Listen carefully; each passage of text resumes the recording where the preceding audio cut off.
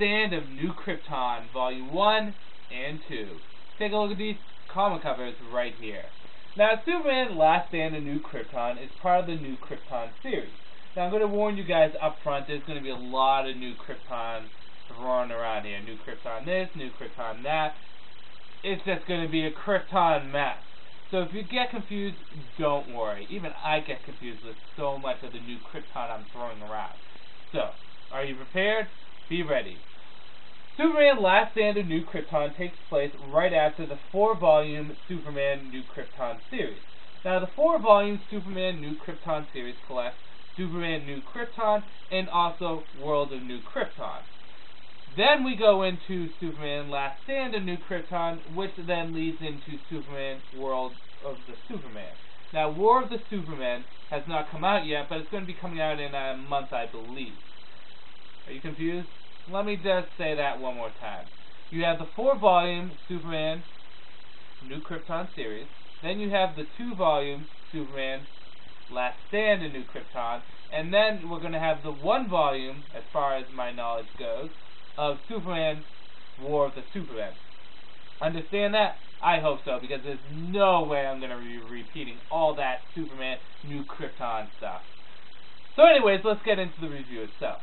Now, some of you might be disappointed because this might be a quick review, because there's really not much to say about New Krypton other than the obvious. Last Stand of New Krypton is a quick story and a very simple story in that it's basically Brainiac attacking New Krypton.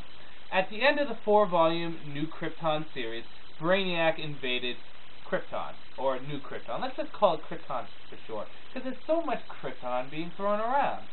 Anyways, Brainiac attacks Krypton, and Superman, along with all the Kryptonians, need to defend themselves. But they're not alone. Many other people join into the fight. Supergirl, Superboy, and the Legion of Superheroes have to face off against Brainiac and Lex Luthor. Now, this seems like a making for a classic Superman story, at least in its formula. Superman needs to team up with Supergirl, Superboy, and the Legion of Superheroes to take on his enemies Brainiac and Lex Luthor. Feels like I'm reading a Silver Age story just polished up for the modern continuity.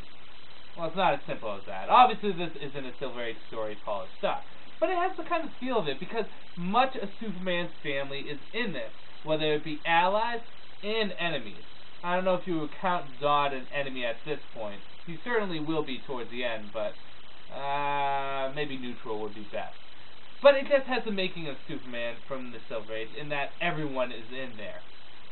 And that's the basic story. Everyone versus Brainiac and Lex Luthor to make sure that New Krypton doesn't get taken away in a bottle or blown up or shit on or something like that. So, with that said, let's jump into the good, the bad, and whether or not you get it.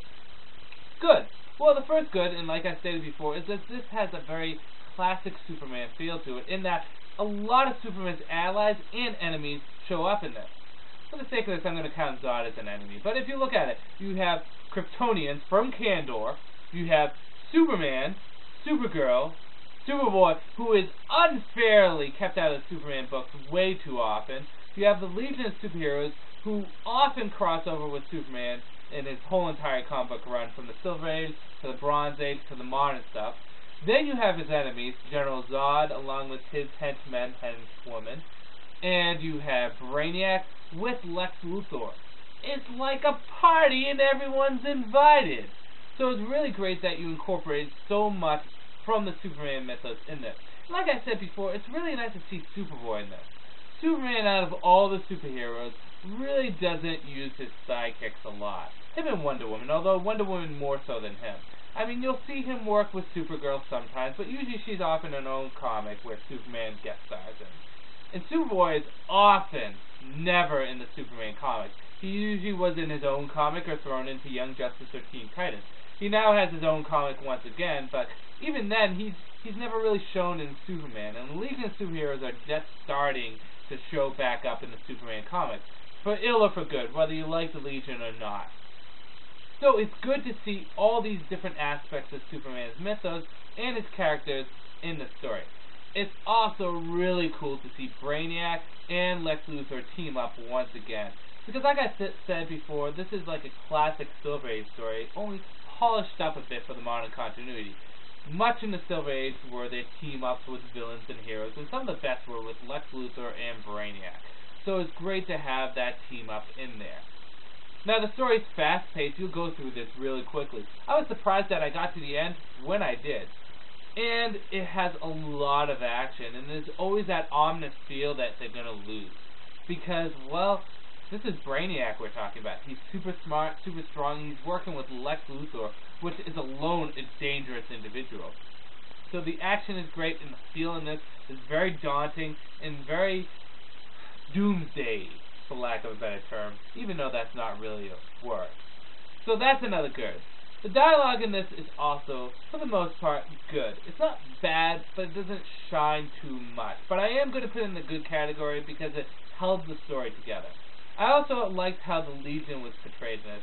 I was never a fan of the Legion as superheroes. I don't hate them, I just never got into them. But more and more recently, I'm starting to like them more and more. And in this story, they were done pretty well. I also like how they have an excuse to go back in time. In that, if Brainiac wins, time itself blows up. So, I think that's a pretty good excuse to actually have the Legion go back in time, other than they want to go and visit Superman. So, that's another good point. Bad. Well, the biggest bad to this is, God, are we done with New Krypton yet? New Krypton lasts for a long time.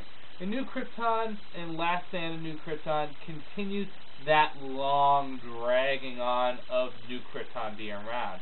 Not saying New Krypton is bad or any of the stuff collected in the New Krypton series, like Last Stand of New Krypton or War with Superman or World of New Krypton. It's just, it's been dragging on for a long time. When this is finally over, it's going to be longer than Cataclysm and No Man's Land, which was a 5-volume series, 6 if you count Cataclysm. This is going to be a 7-volume series, so it's pretty long. So that's probably the biggest bad. Second is that it's kind of predictable what's going to happen at the end, so if you figure out what's going to happen at the end and you're not surprised, I warned you. On a whole, whether or not you should get it. See, I'm very torn on whether or not to say this is a good book or a bad book. So let's look at it in this aspect. If you're a Superman fan committed to the New Krypton series, if you're that die-hard of a Superman fan, you already got the first 4 volumes, you might as well get Last Stand New Krypton. It's good for what it's worth, and it continues the New Krypton story that you're already committed to. If you're a more casual Superman fan and you have not got into New Krypton at all, avoid this. It's just too much effort for what it's worth. You need to read New Krypton to go into this, and you might even need to read some earlier Superman stuff like Last Sun and Brainiac to really understand what's going on, who the villains are, and what's the atmosphere like. It's a lot of effort, a lot of time, and a lot of money to know what you need to know to go into this. So if you've already read Last Sun, Brainiac, and the 4 volumes of New Krypton, and you're committed as a Superman fan, by all means, pick it up. But if you haven't done any of those, or if you're at least missing out on one of those, I would probably wait. Maybe buy a volume of New Krypton every week, and then eventually at the end of a few months you're going to have the whole series, and it won't be as expensive than getting it all at once. Then you can read it. But you guys know whether or not you should get something or not. It's a good story, it's just there's so much involved to get into it. So much reading, so much time, so much money. So, you know what you need to do to read this, and you know what you need to do if you need to avoid this. Did that make sense? Whatever. Superman, Last Stand of New Krypton. It's good. It just has a lot of emotional baggage and a lot of stuff you have to read to get into it. So that said, this is Andrew saying peace out for now.